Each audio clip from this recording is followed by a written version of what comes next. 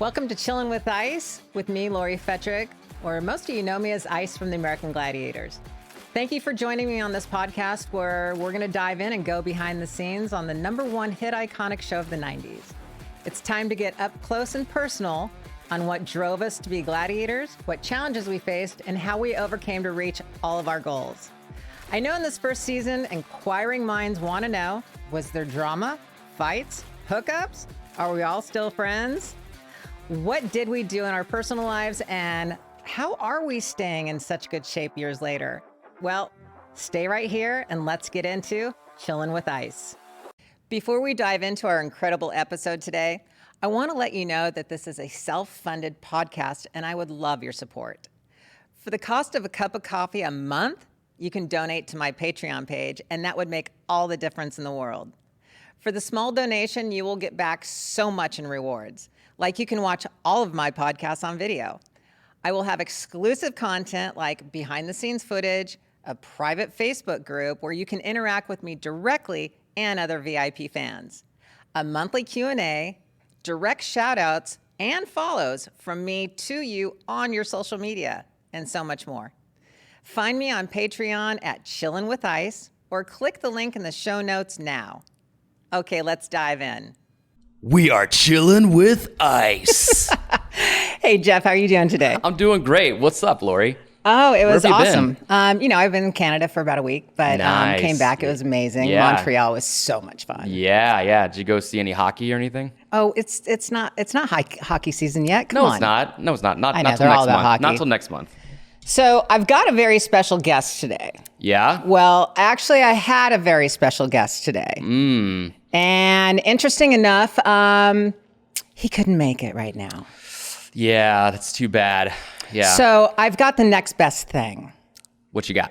Well, I've got this. Whoa! Whoa! So this is my poster of the one and only Dan Clark Nitro. Mm-hmm. What would you think?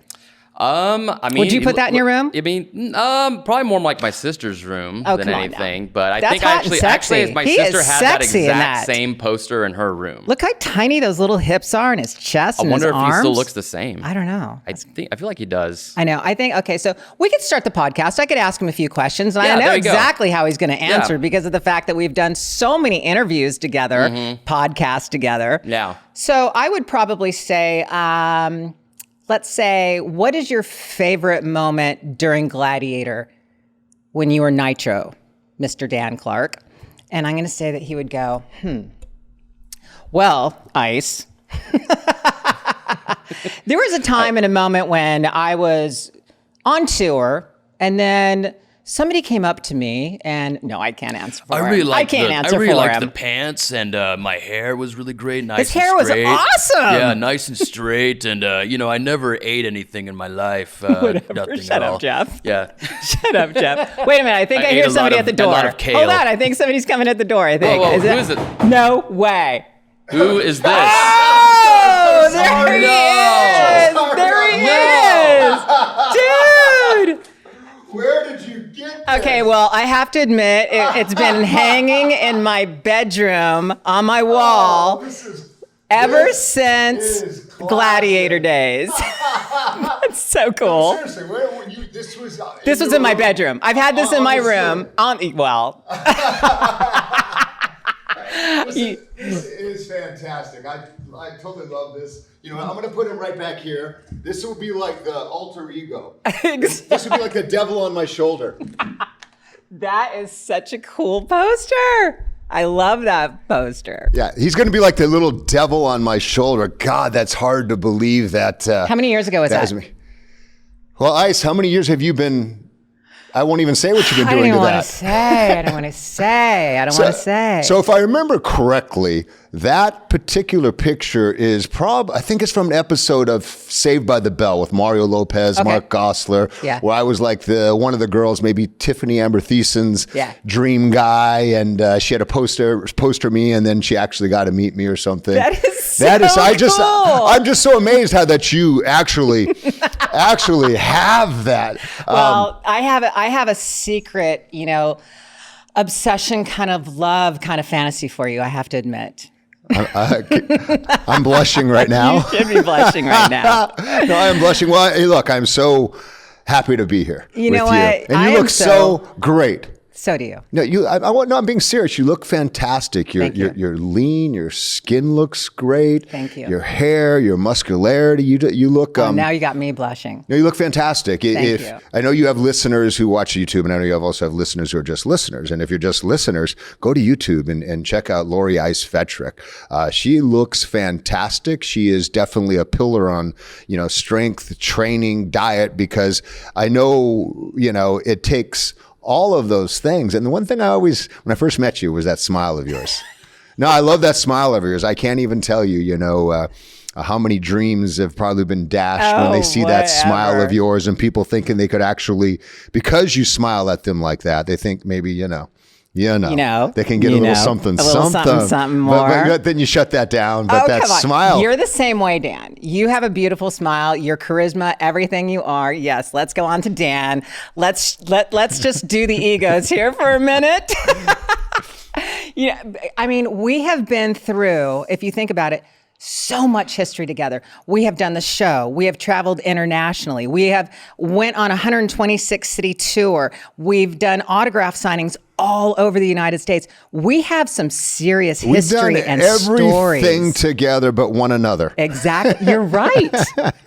We had that kiss that one moment. We were being paid to kiss, on the Ellen DeGeneres show. Yeah, but you tried to kiss me in England. Remember that? I have a photo. I have a photo of it. Wait. Your tongue was almost just millimeters from my tongue. I think it was, what was that movie, even though he's not in favor right now, Will Smith and the guy Hitch. Remember who was the actor in Hitch? The male actor, the other one. Oh God, I can't even remember. I know who you're talking about though. Who was the actor in Hitch? Kevin James. Okay, yes. So Will Smith was the cool guy who taught nerdy guys how to meet women, and Kevin James was a very successful executive, and he wanted to meet this supermodel, and Will Smith was teaching him how. Right. They have that one scene where you close your eyes, let her always come to you, let her come to you, and then he goes to him and they kiss. Exactly. And then he slaps him. Don't ever do that again. Yes. That's how that moment of our kiss was. I think it was just a dare. It was kind of a dare in a way. Because we touched tongues. Did we? I wouldn't forget. Oh, come on now. I wouldn't forget. But no, how was I, on a scale of 1 to 10, how was I as a kisser? I think I talked about this before when we did the Ellen DeGeneres show, the sitcom, where the idea of the show was where Ellen had a crush on me, and her and I were dating, and I was also dating you at the same time. Yes, you were. Never been that lucky but You've never been that lucky to date 2 gay girls at the same time. Gosh, my hands would be full. I wouldn't know what to do. They'd be full of you-know-what. Exactly. Be full of Johnson. You bet. I wouldn't know what to do because...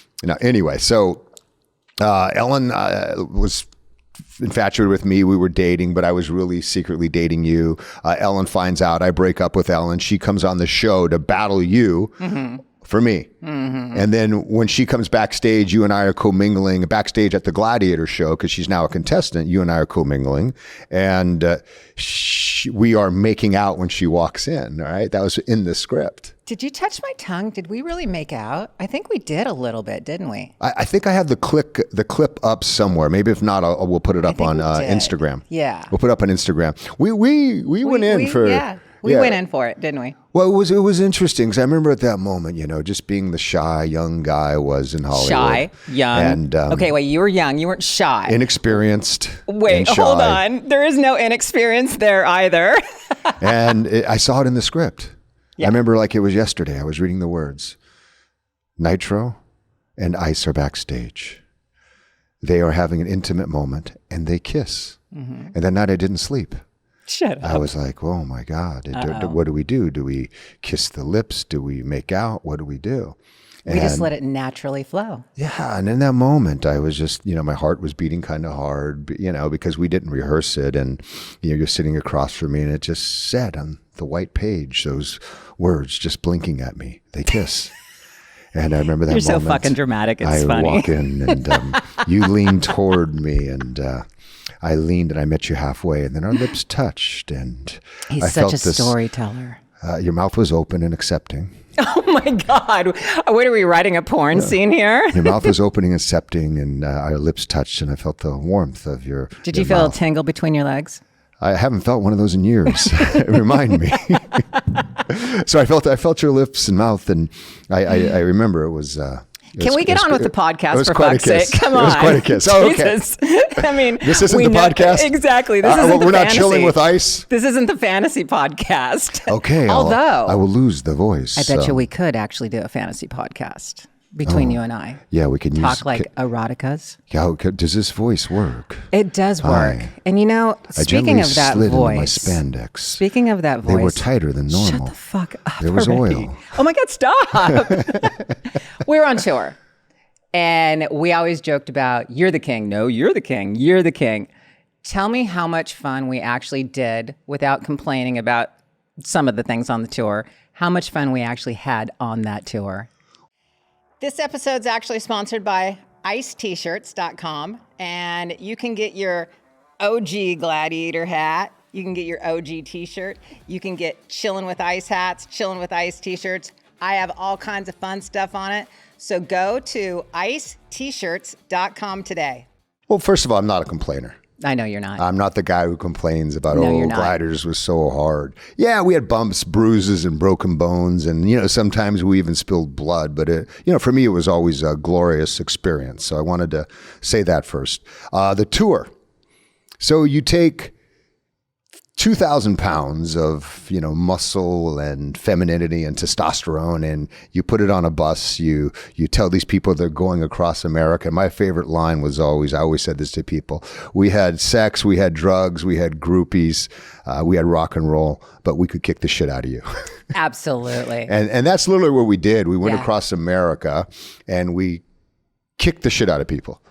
Yeah. And I don't mean that we physically beat down people, but in the truest sense, we got to go to each town across America, and there's so many amazing towns, and we got to go up against that town's best. Mm-hmm. The town's, top female athlete, the top male athlete, who thought they had something in them, who thought they could, contend and face off against us, who were, the champions, the Michael Jordans, the Kobe Bryants, rest in peace, in our field. Mm-hmm. And I thought it was such a great venue for people to do that, and a great venue for us to see America. So tell me about you, though. Tell me about how what do you want to know? You felt like, think about it.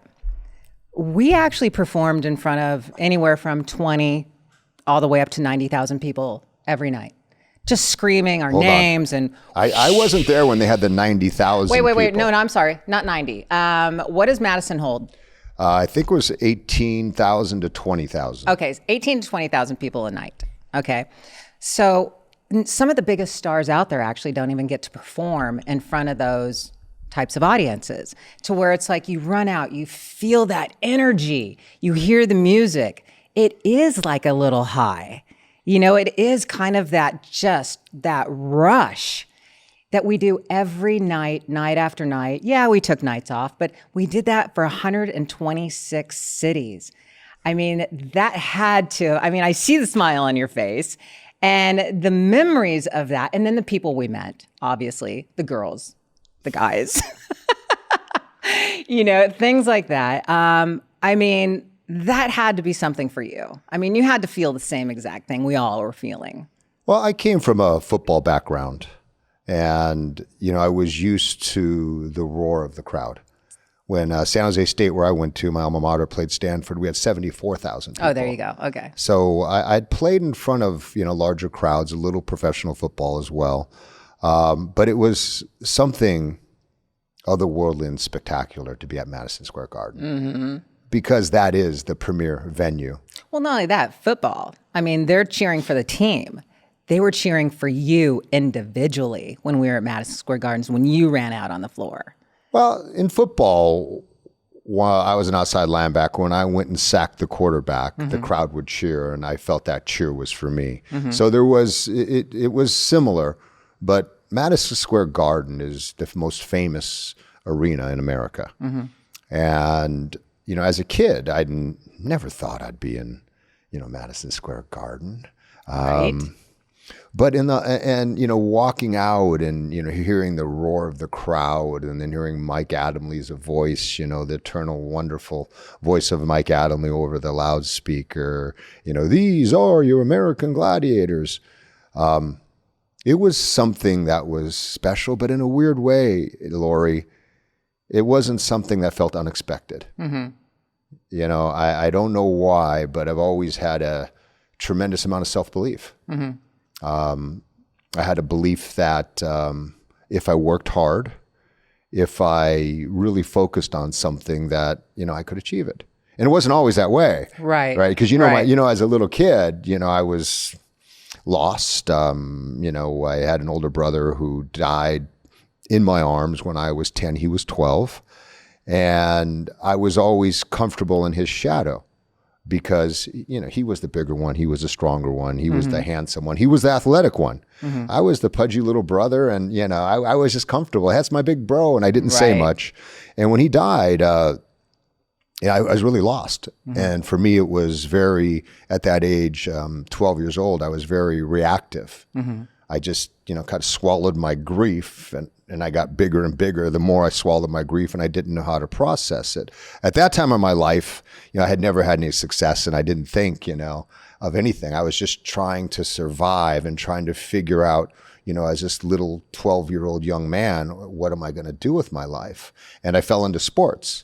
And at sports, I was shit. I was no good. My older brother, Randy, he was that. You had to be pretty good to, be on the Rams. After a while, you had to train your ass off to get there. Right. So what you're saying is you weren't a natural athlete? You had to work at it a little harder? Maybe I had the potential. Okay. But at 12 years old, I'd never been successful in my life in anything. Is anybody usually? Yeah. 90% of the population. No, there's kids who are good athletes at 12. You can see it, There's tons of kids. I wasn't one of those kids, and I don't want a cry me story, but the first time I got a compliment in my life that I can remember, I was 14 years old. Mm-hmm. And it was on the football field. The coach slapped me on the back, said, "Oh, Clark, after, good job after I made a good play." And Lori, that feeling right there filled me. It was like walking out onto the floor of Madison Square Garden. Mm-hmm. It just filled me. It was this warmth. It was this glow. It was this validation that I did something right. So do you feel like you chased that a lot throughout your life then? Absolutely. Mm-hmm. I learned to chase the adoration and applause as a way of validation that I was something and that I could do something. And that becomes an addictive, cycle. You're chasing fame. Yes. And it was, it's interesting, on Gladiators, I think for myself, I had more fame than I ever thought I would have, right? And had more success and probably more money. Even though I always knew I was going to make more money, because I became an optimist. And the one thing I want to point out is the way I changed my life, besides the physical hard work, which I think most people know, is the path, right? You work hard, there's consistency, you repeat it over and over again. Right. You do more work than others, you rise, you grind, and you outwork everyone. Mm-hmm. The one key to the kingdom of success was this whole idea of visualization, of seeing things in my mind. You can manifest it.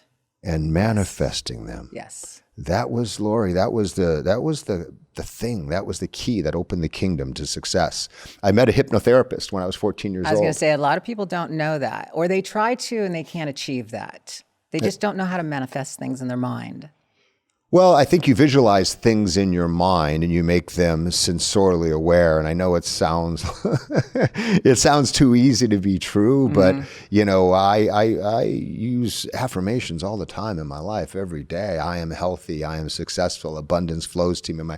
I have love in my life. I have success in my life. I am young. I am enough. Mm-hmm. This is an internal dialogue that's always going on in my head. You have to fight it. You have to fight for that. You have to fight for the right to do that and say that, because there are so many things in this world that if we take the wrong way, we can feel like the world is against us. Mm-hmm. But I think the world isn't for us, against us. It's how what we digest and believe and let in. And the thing of it is whatever you've done to do this, you've been very successful in it. You've written 2 books. You've written Royd's Rage and Redemption, which we have right here. Grab it, Laura. Do a little promo. Here we go. We got this book right here. Amazing book, by the way. Now, let's talk about this for a moment. And that is, what was your inspiration for writing that? I mean, did you just wake up one morning and go, it's time to write a book? No, I was scared shitless about writing a book. I had this framework, Lori, that books were something smart people wrote. Mm-hmm. And I never saw myself as a smart. I saw myself as, charming, a hard worker, a good athlete. Oh my God, we're so alike. Right? No, but it's very true. I hear you. I understand that. All the attributes I gave to myself, because the accolades I had were all from my physicality. Mm-hmm. But I was very insecure about my ability to write. So when I first moved to Los Angeles, I started writing.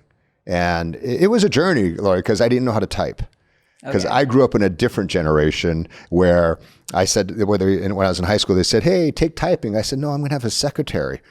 Right. Literally I did when I was a freshman. Exactly. My freshman had these big old cojones where they said, take typing. And I was like, why? I'm going to have a secretary and I'll just dictate to her.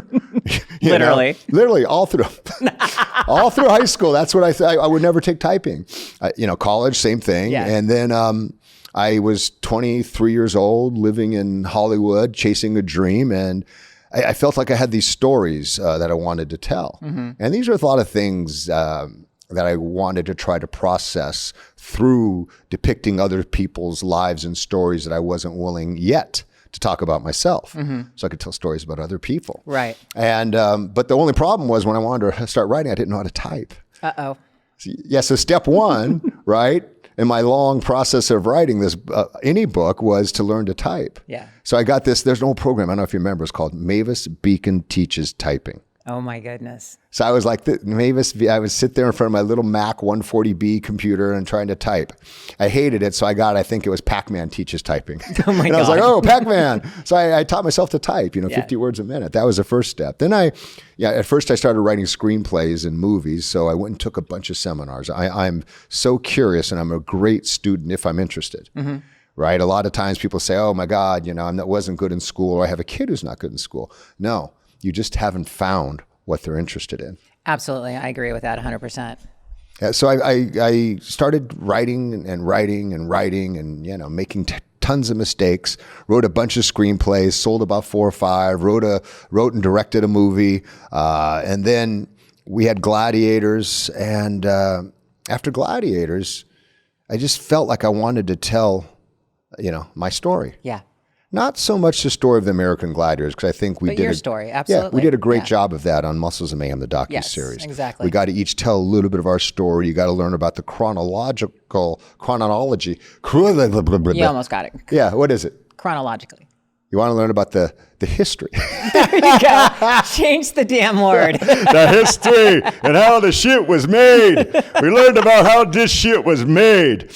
Gladiators. Hey, so you learned about the history of gladiators in the show. For me, it was almost cathartic, and I was afraid, a little afraid of it, but cathartic, and I wanted to help process the things in my life and process the experience of, fame and what happens when the applause stops and how do we find ourselves.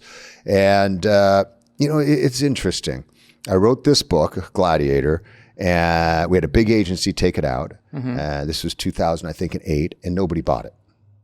Okay. And nobody was asking for it. Right. Right. And And I was like, okay, I thought someone would want this. It wasn't relevant. And then all of a sudden, about a year later, the revamped Gladiators came out with Michael Hearn and Jennifer and Jenna Widerstrom and the rest of the guys. And all of a sudden, that idea that was stupid, that nobody wanted, was all of a sudden the best idea in the world. Perfect. So all of a sudden, timing. people were... It's timing. Everything is timing. Yeah. My mother used to always say, delayed does not mean denied. Correct. And I've taken that to heart, just because No means not now. Exactly. Delay does not mean denied. No means not now. And I was like, oh, and all of a sudden this book, Gladiator, it was a great idea. Yeah. And there was a bidding war between different publishers, and they said to me, they said, hey, do you want a ghostwriter? Mm-hmm. And I said, how much does the ghostwriter take? You're like, thank God. No, they said, how much? I said, how much does a ghostwriter take? Mm-hmm. And I'd written 15 movies by this time, and and they say 50%. And I'm like, what? Wow, that's a lot. Yeah. And I said, wait, 50% of my money, or you guys give them more of my advance on the book? And they were like 50% of what we're paying you. And I was like, whoa. And then I said, you know what, Dan, you've been writing. You can do this. And I wrote 3 sample chapters for them. Mm-hmm. And they came back and they said, this is fantastic. Perfect. You write the book. That's awesome. And I was so terribly insecure about it, again, because I had the framework, books were something that smart people what's so damn cute about you right now? As you're talking and you do this, you kind of look down. It's like, I see this little kid in you when you say, I was so insecure about this. And it's so fucking cute. I'm sorry. It is really cute. I mean, with all seriousness, Dan, you have done so much, and I'm so proud of what you've done. You've written a book. You've done Gladiator Rock and Run. You had your own podcast, very successful podcast. You're the EP executive producer of Muscles and Mayhem. I mean, how do you process and feel about all of this that you've done? What's the next journey for you? Well, let me unpack that for you. You're very, very kind, to say these nice things. It's probably because I'm sitting here. When I'm not in the room, exactly. What does she say? When the cameras aren't on, it's like, oh. I don't feel like I've done anything in my life. Interesting. I look at my life and I say, what a hack. Nah. And I say, oh, okay. People know you from the show years ago. You've written 2 books. There's guys who've written 30 books.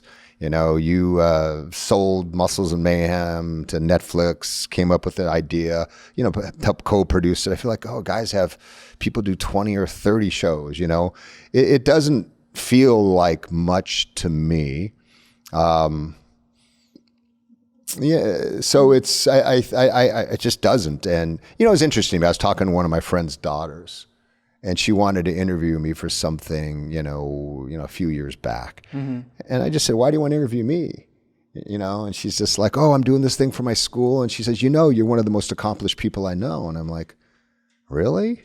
Me?" I don't know. I feel like there's so many mountains left to climb. Now, I'm not bitter. Mm-hmm. I don't have resentment in my heart. I just don't judge my whole entire life about the amount of work I've done. And that was one of the, biggest changes of, the transformation of a human being.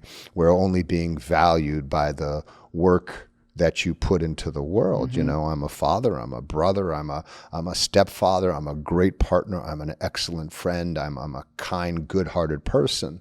And those are the things that I can control and that I value, I think, now.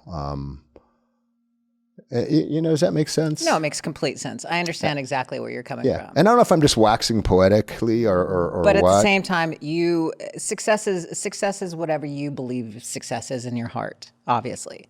Mm-hmm. Everybody's success is so different in so many areas.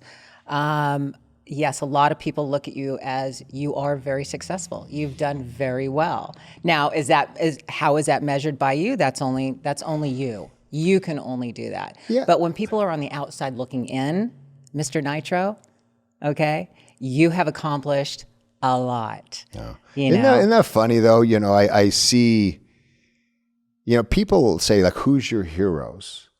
And I really don't have any heroes. Oh my God, thank you. I've been asked that question, and I always feel like I'm the only one who doesn't. Yeah, because you only see that public portrait of that person. Mm-hmm. You don't know who they are behind closed doors. Absolutely, you don't know who they are to their kids. Right. You don't know what kind of friend they are, what kind of human being they are. Unless you can know someone intimately, mm-hmm. It's hard for you to idolize them, because there's that saying, never meet your heroes, you'll always be disappointed. Mm-hmm. And what I really think that means is not like, oh, you go ask for someone's autograph, they say no and they're a jerk to you. Don't meet your heroes, because the idea of a hero is, I think, mythological. right? It's someone larger than life that has no flaws, and we build them up to be this save the day kind of guy. And I've just seen too many successful people that are broken inside, that aren't good human beings, even though they have the outward success. Right. So, and it's interesting, you know, I think in this latest incarnation with Muscles and Mayhem on Netflix, people, you know, come and saying, you know, oh, Laurie, you were my hero. I grew up. I named my this. So and it's just, and I want to be different. Yeah. And I want to be everything to them. Yeah. I think, I personally haven't heard the hero part yet, but I'm kidding. Yeah. I've heard a lot of the inspiration. I mean, and I do completely understand that. Do you think that's more of a masculine thing that guys say hero versus girls? Maybe. Yeah, because I don't hear it from the women. Yeah. I hear inspiration. You were my inspiration. You gave me the strength, the okay to be strong and to be powerful and to stand up for who I am and allow me to be authentic, you know, just by watching in who you are, because you're authentic in who you are, you know, and you're right though, interesting enough, because they don't know me as a person. They see the persona. We're getting to know you now. Yes, you are getting through to know Chilling me with now. Ice. I think America and the world is getting to know you now, and Yes. I think they like what they see. I mean, you know, the podcast is doing great, and you're getting new listeners every month, and you do such a good job here. Thank you. Yeah, and it's fun, and I'm enjoying it. You know, and I think that really it does come across when you enjoy what you do. Then obviously it's going to come across.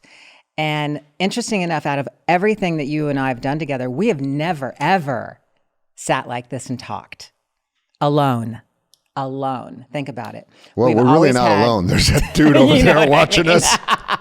Listen to everything we're saying. Exactly what I'm talking about, though. You know, we've done our different podcasts, you know, together on other people's podcasts and things like that. But we've never got to ask each other like certain questions and just, you know, conversed about gladiators in our lives. You know, I mean, because when we're together, we're either on a plane, a train, in a car, or whatever it may be, and we have like 10 to 15 minutes, and we're just shooting the shit with each other. You know, it's nothing like, so how was your experience with gladiators? But I do want to get into a few things because I do know a lot of the listeners want to know these little things that we have done, and it's entertaining to them. And so we're going to go there just for a moment, okay? Sure. What's exciting, though, is coming up is we're going to New York, you and I. Yes. I was going to bring that up. New York Comic-Con. I'm so excited to be taking a trip and going out and, you know, meeting the gladiator. People have supported gladiators over this coming October. It's New York. October. We will be there October 13th, that weekend. As a matter of fact, it's Friday, Saturday we'll be there. And I believe it's the 13th, 14th. It might be 12th or 13th, whatever. But I guess 300,000 people walk through this Comic-Con. It's going to be exciting. And it's the first time that we've actually, there's 4 of us. So you, myself, Laser, and Zap. It's the first time we've been together in 35 years signing autographs. So that's going to be awesome and exciting. We went to New York together for that birthday party for the billionaire financier guy. But that was still like 20. But it wasn't like a Comic-Con is what I'm trying to say. Oh, correct. Yeah, yes. Mm-hmm. Yeah, definitely. So no, I'm looking. That's going to be a lot of fun. I hope so. I'm a little nervous. No. I'm a little nervous. I feel a little anxious about it. So tell me the most exciting place you actually got to travel while being on Gladiators. Japan. Everybody says that. Damn, I missed that trip. Well, for me, it was more of a homecoming. I'm half Japanese. I was born in Japan. My mom, Kazuko Takashima, is Japanese. And so it was a little bit of a homecoming for me. You know, one of the things that I wish the directors would have kept in Muscles and Mayhem was, you know, there was this whole storyline about, which they show part of about being Asian and being embarrassed to be Asian when I was young because I lived in Orange County, a predominantly white area, and kids used to tease me, you know, zipper head, all these little things that kids do. And I remember when I got to high school, I started lying and saying that I was Hawaiian instead of Asian because I hated being teased because...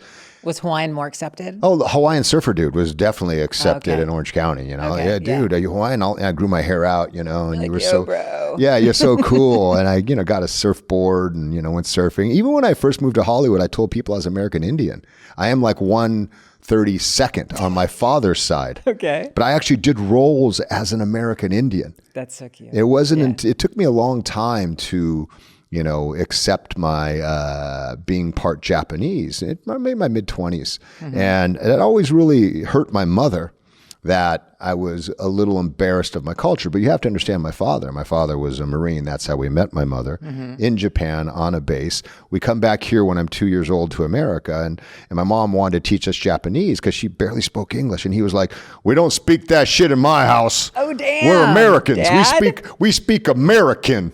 That was my dad, and so we didn't learn Japanese, and it was something that it was, kind of, we didn't really talk about much. So I didn't get a lot of that heritage. And like I said, I know it hurt my mom that I was kind of lied about it. So when the Gladiators went to Japan, I remember I set one goal. And that goal was to go on to Japanese TV in front of a Japanese Gladiator audience and introduce myself in Japanese. So I got a tutor for a year and a half, and I studied Japanese. And I remember, going out there and speaking Japanese to the audience. And I had only seen my mother cry twice because she's Japanese, and you hold back your emotions. It's not a very emotional culture. And I saw her cry once when, my older brother died. Right. The second time I saw her cry, Lori, was when she watched me on TV speaking Japanese. That is so cute. That's so touching. She was sitting there, just tears streaming down her, her She's face. so proud of you. So proud, so proud of me that I was finally proud of our culture. Yeah. And that was a moment I really fought with directors to keep in the end of that story. And they didn't. So it came. Why? For pacing, we have to give equal time to everybody. And towards the end, we already heard from these people, and you say something in the very end. So it wouldn't really work in the very end. I was like, guys, you're missing a moment to speak up for all the people who have been embarrassed or been maligned for being different, not only by the way they look, by their sexual choice, by their politics, by whatever. There's a whole group of people who need to hear that story. And there's a whole group of people who would emotionally align with finally making their mother or father proud. Yes. And as much as I battered the horn, I they had the final say, and I'm really I'm glad that you've given me a platform to tell that story. So thank you, Ice. I'm so glad we're chilling. Does everyone say that? No. Hey, I'm so glad we're chilling. I'm so glad we're just sitting here chilling. Yeah. I was really surprised at a lot of things that fell on the floor like that, but absolutely. I'm glad that you could tell that story on the Chillin' with Ice. Chillin' with Ice. So tell me about some of the best parties you've ever been to during Gladiator time. Oh boy, parties. Oh yeah. I've kind of blocked those out of my mind. Don't block those. People want to know. Well, it's like if you've ever had an addiction, when you start to glamorize that part, like, cocaine. I've done it. I've been there. I was down that road. Did you know my dad was a cocaine dealer? Did you know that through high school? My dad had a business, which was kind of a front, but he dealt drugs. Was it a big cocaine dealership, or was it like the neighborhood guy? He was the neighborhood guy. Okay, well, I kind of did that when I was in my 20s. Did you get your shit from my dad? Probably. No, but it wasn't a big deal. It was just little stupid stuff, Were you doing your own product? Yes, and that was the problem. So that's when I had to stop. That's a lot. That was my father's problem. Yeah. 3 rehabs or 2 rehabs later. Yeah, no, I don't have an addictive personality. So whenever I need to stop something, I can stop something. I literally smoked cigarettes from the time I was 15 all the way up to 40. And all of a sudden on my 40th birthday, I just went, I'm done. And I just quit. That's why you're Ice. So what do you attribute that to? That's tremendous willpower. People just don't stop smoking. Mind over matter. You got to play a lot of mind games. You got to be like, I in the morning, my big thing was having a cigarette with my coffee. And so it's ridiculous games I would play with myself. And I'd be like, okay, just let's pretend. God, I feel like such a little kid. Play with myself. Exactly. Let's just pretend you had a cigarette already and you're just going on with your morning now. I would literally pretend with myself that I already smoked one. And yes, the nicotine is very addictive. And so it was a constant day to day, minute by minute, hour by hour kind of thing to where I had to get through, and I had to keep very busy. So I had to keep my mind occupied. I didn't eat. You know, a lot of people go to eating and things like that. I didn't do that. Maybe I might have had a sucker in my mouth because it's kind of like an oral fixation. And I know I have that. So, but it's such a mental mind. So yeah, I have a very strong mind. Yeah. So even when it came to drugs. But you've always been an entrepreneur too, though. Yes, so I've always been an entrepreneur. I remember you had a tanning booth. You had a tanning. Oh my God, are you going to go down that road? How many things I've had? A tanning store, tanning shop in Studio City. It was a tanning salon. That's what it's called. Tanning shop, tanning store, tanning booth. Yeah, you had a tanning booth. People come in your salon. backyard, come get in the tanning booth. No, it's a tanning salon, which is so much more official. No, I was always envious. Oh God, that Lori, she's so entrepreneurial, because it was in Studio City, California, which is right down the street from Universal Studios. It was in a great strip center, and I was just like, wow, she's cool. She knows how to do business. You know how to do business. She knows business. And then you opened a gym, and then you had a couple other things. So yeah, real estate agent. So you're very, very entrepreneurial, and I really think that's cool. Thank you. And you have a strong mind. You just stop smoking. Bang. Okay, so let's get back to your father being a cocaine dealer. That's interesting. So I was in high school, and my dad became the neighborhood cocaine dealer, and I was 15 years old, and he's like, go down to the corner. Give this guy this bag, because you don't want people coming to the house. Go to the park. Give this guy this half gram. They're coming here. So I was, as a minor, I was dealing drugs indirectly with my father. You were the mule. I was the mule. I was the mule at 14. There's a movie here. Yes, I was a mule. Orange County, the 70s, 80s, young family, multi-ethnic. You're dealing writing the drugs, script right now. Dealing drugs. Yeah. So when you start feeding the fire, the flames of the beast. I remember hearing Mike Tyson on some interview, and he says, I don't think about fighting. I don't even talk about it. I don't think about it. I don't want to do anything because I don't want to wake up that guy. Interesting. And you start talking about all the parties and all that stuff. I have a good life. I got a great partner. I got a wonderful stepson who's 12. I've got a great kid who's in Portugal. I just don't want to wake up that beast. I don't want to wake up that thing. Would it be that easy to wake up that beast? Probably not, because I'm old now and nobody wants me. Aw, everybody wants you. No, I'm just saying, it's... Yeah.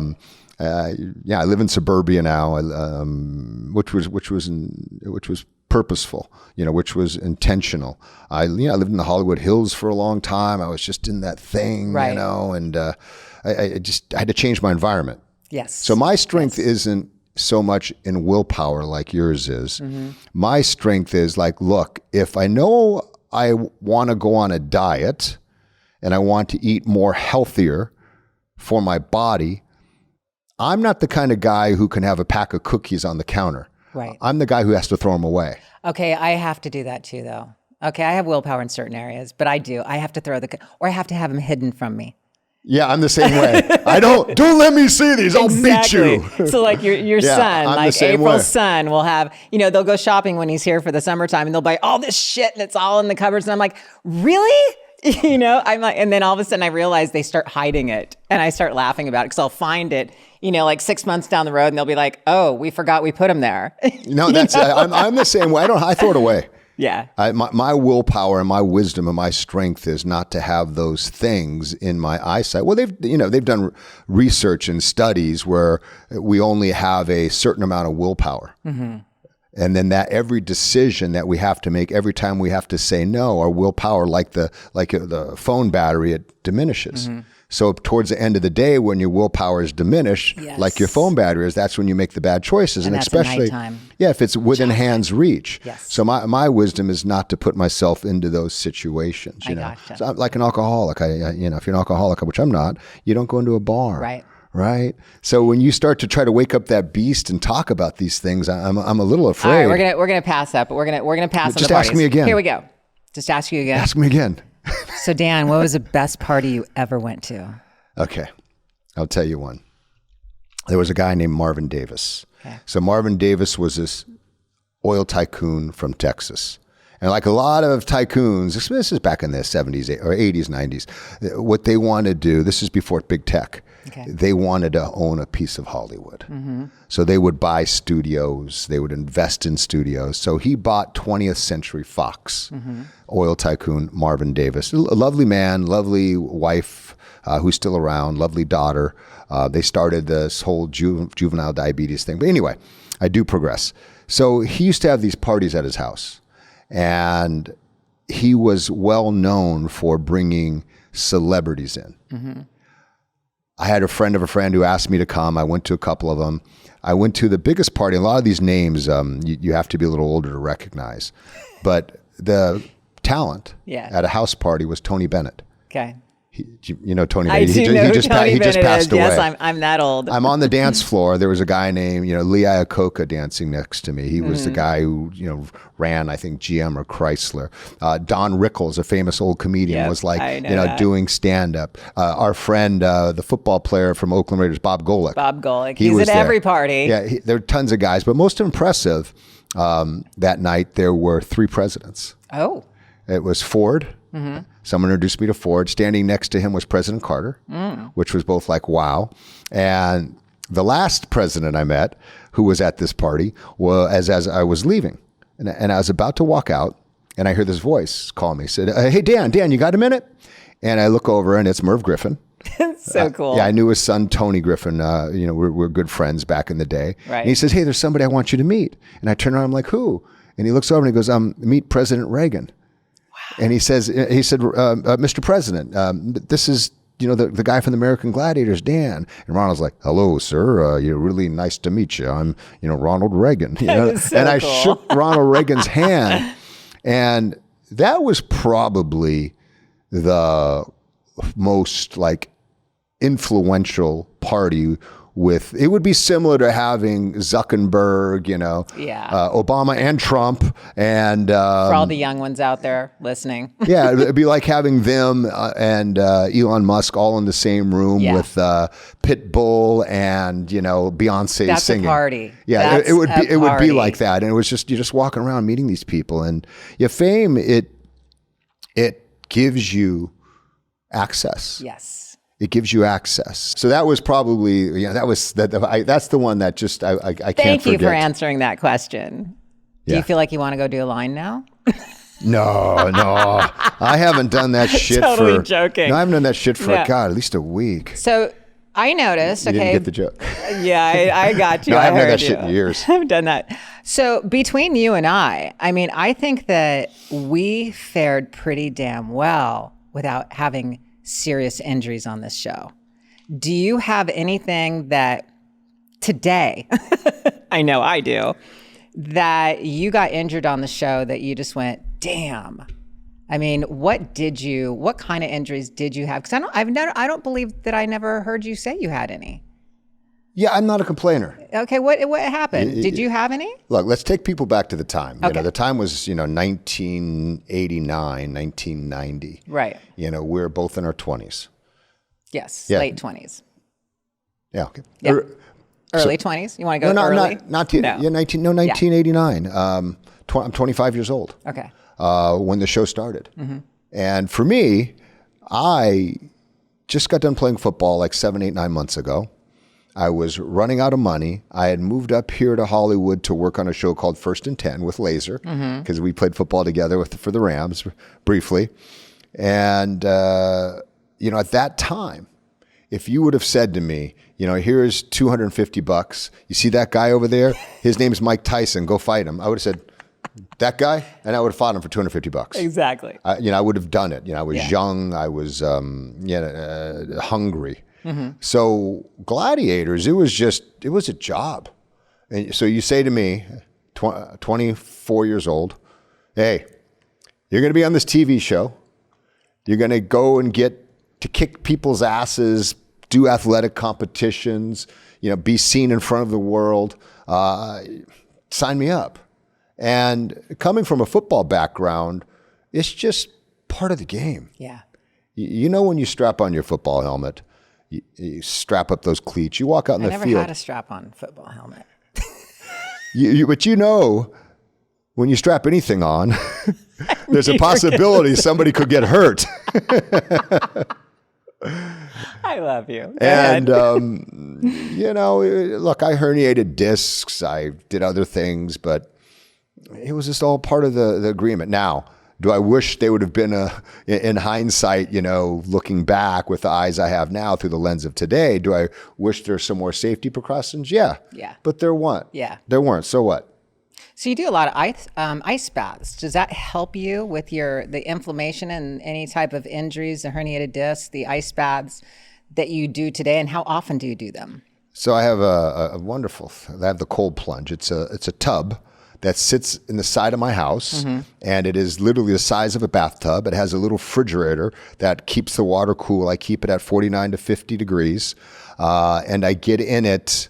You know, the protocol changes, but the idea is it reduces inflammation. The idea is it releases norepinephrine, which can help relieve stress. So, you know, throughout the day, we're stressed. This is going to put people to sleep. Our sympathetic nervous system kicks off. Our body makes too much cortisol. We get anxious, anxiety. You go in, and it also stresses the body. But when you put your body under stress, on the flip side, the other hormones, the parasympathetic nervous system releases the relaxation hormones, the dopamine. So it's also good for mental stress. They've also found out that cold baths, ice baths, they speed up your metabolism and stimulate something called brown adipose tissue, which we could say BAT for short, which just like stokes this fuel of fire in you for hours and hours, more than most exercise can do by your body's process of heating it up over and over again. So there's a couple different protocols. One is for inflammation, and that's usually 10 to 12 minutes, but I only put the things in like from chest down. Okay. But if I'm going to stimulate the BAT, to stimulate the release of the good hormones, then I go all the way in for like 3 to 5 minutes. Okay. Gotcha. And I think it's what keeps me going. I think really, you've been really doing do. it forever.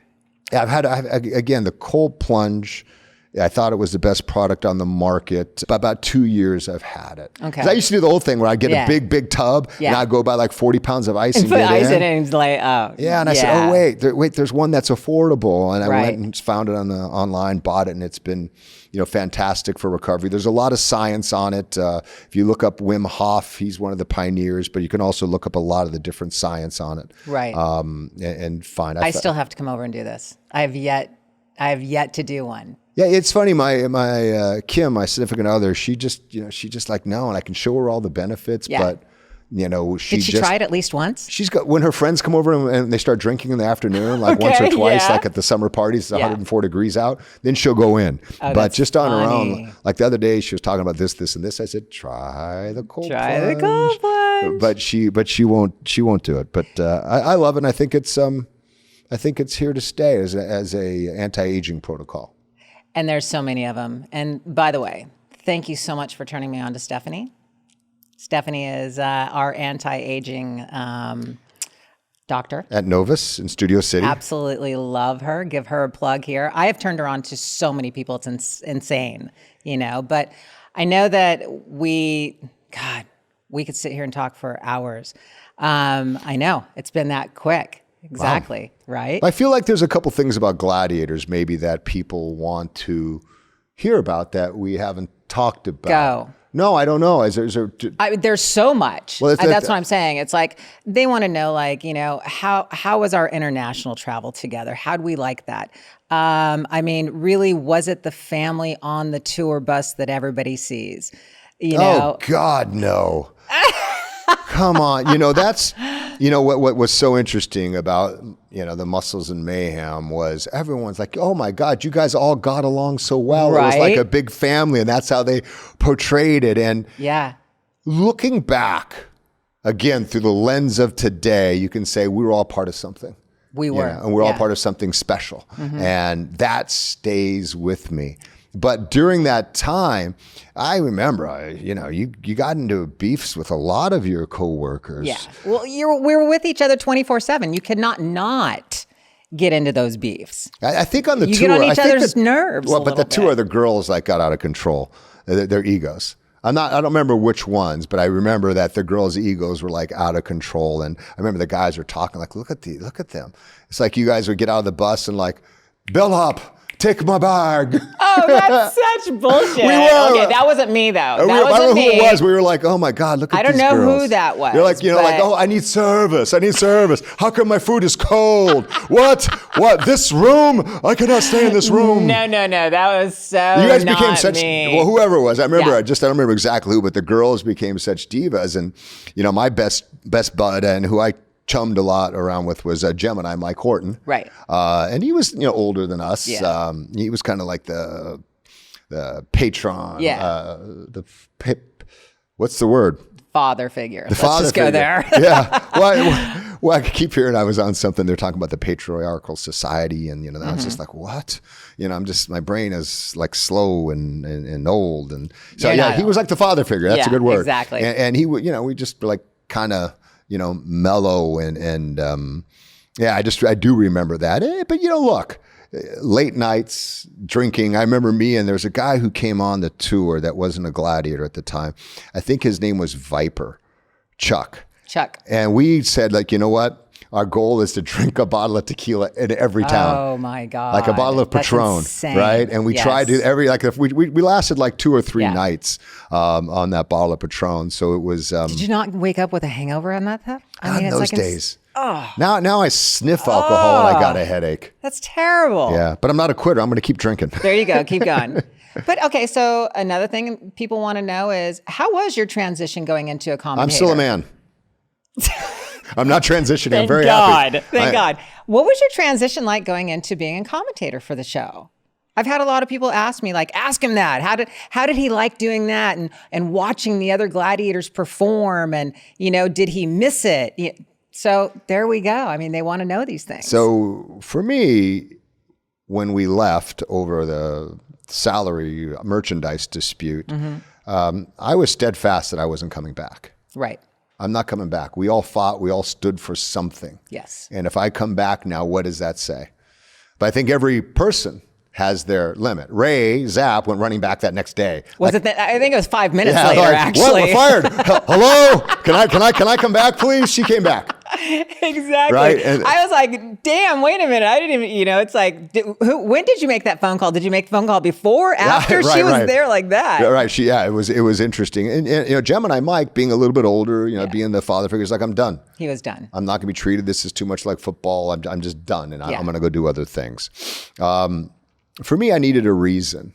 And they asked me to come back. I would, no. Then finally, they said, come back for 1 year as Nitro, which I know, look, I love playing Nitro, right? You were so good at it. But didn't you love playing ice? I loved playing ice. I mean, I love putting on those little tighty whities, and running out there and being in front of the audience that, came to, respect you and adore you, and then going against competitors who I felt like I deserved. Yes. To give, them everything. But I do know when on that last year I came back as Nitro, like, I just wasn't as serious. Like, as a competitor. Yeah. I felt like I was more portraying Nitro instead of being Nitro, if that makes sense. 100%. Yeah, I was just kind of playing that character a little bit more. Yeah. When I was younger, I was angry and volatile, and it was, And you were that character. I needed to put food on my table. But when I came back, it was more like, okay, I'm playing this character. I'm going to juice it up a little bit. Not literally juice it up, even though we was juicing, but I'm going to pump up his personality a little bit more for this guy. But I do remember I was watching some of the clips on YouTube, and there was like a little guy, and he was all, I'm going to kick your ass. And I was like, you sure are talkative for a little guy. Yeah, you sure talk a lot for a little guy. I think the earlier Nitro would have been like, I'm going to take you, just be him. And I was just like, because it was almost humorous. Yeah, like, I have a 5-pound poodle. Kim and I have a 5-pound poodle. Yeah. And that thing barks at you, and you're just like. They think they're Rottweilers. Yeah, you're just like, oh, she's cute. Yeah. So I was able to have that levity with it as it went on. And, for me, the carrot that brought me back to Gladiators was not only the deep love for the show and playing Nitro, but it was also the chance to host the show. Yeah. And in my mind, if Samuel Goldwyn did everything right, that hosting job I would still be doing it today. Yeah. And you would be beside me. Yeah. You and I would be the host of American Gladiators right now. Yep. It would be in season 40, like American Ninja Warrior. Yep. And, look at there's great game shows on. If you look at the history of game shows and you look at their longevity, you look at the Wheel of Fortune. Vanna White's just signed her 77th year. Yeah, it's You look insane. at Jeopardy. They've been on so long. Yeah. Alex Trebek passed away while he was the host. Gladiators could have had the same staying power because it was part game show, part sports. You look at football, how long it's been on, basketball. Everything. And you look at Ninja Warrior, 25 seasons. If those guys would have understood that it was a teamwork, that everybody should share in the success, that it's part concept, part stars, the Gladiators, that's the winning combination, then we would still be on today. And that hosting 100%. job, I would still have today. And I would love to have that hosting job today and have you sitting beside me and then have someone like a Mike Adamley there. Absolutely. Talking about Gladiators. So I absolutely loved hosting. And I thought that was going to be my, career. You were good at it. Next 10, 15 You years. were you would very be great good too. at it. You would be great too. Thank you. But you would be great too. I mean, I could play off you all day long. Yeah. So if they bring him back, maybe we'll be the co-host. Here's the funny thing. I listened to, and I hate to bring this up, but yes, I heard an interview with Ferraro and they asked him that question. They go,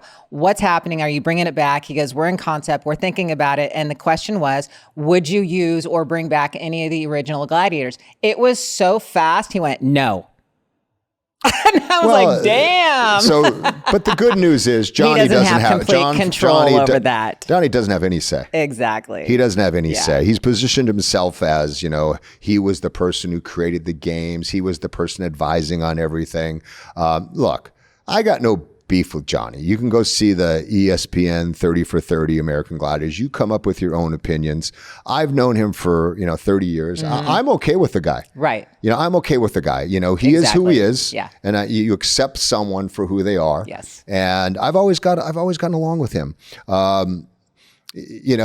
Even though he's positioned himself as, the master creator, and look, we were both on the set. He had nothing to do with the show and the picking of the names, the creation of the games. But what he did do is he took a concept with a guy named Dan Carr, or from a guy named Dan Carr, and he had the tenacity and the grit to stay here in Hollywood for 6 years, leaving his family and everything behind to try to figure out how to get this movie of American Gladiators, which originally was made. Yeah. And I can admire that tenacity and grit, because if it wasn't for him sitting here pounding the pavement trying to get meetings, American Gladiators wouldn't be here. And so we do owe that to him. Yeah, we can never take that away from Johnny. No. Right? No matter what you think of him, you can never take that away from him, no matter how he, in his narcissistic way wants to say he created everything, he controls everything, he does everything.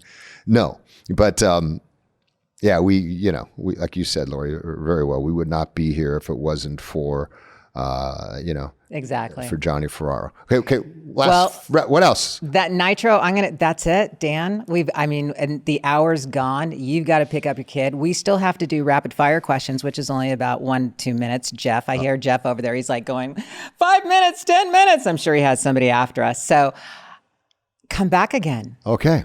Thank you. Is that the rapid fire? No, we're going to do the rapid fire in about 2 seconds, but thank you so much for being on Chilling with Ice. Thanks for coming on today. Thanks for doing this with me. And we got to do a part 2. And we will do, there's so much we have to do a part 2. Don't thank me, thank this guy. Exactly, right here. I felt the beast coming out a few times. The beast is looking over my shoulder, coming out, wanting to make it. So there is going to be, we'll do a part 2. Thank you so much. And don't go anywhere. We're going to do rapid fire right now. Until then, peace out.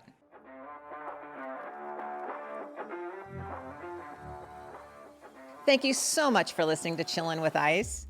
And don't forget to hit that like button, subscribe, and share wherever you listen to your podcasts. Remember to follow us on Patreon and YouTube at Chillin' with Ice.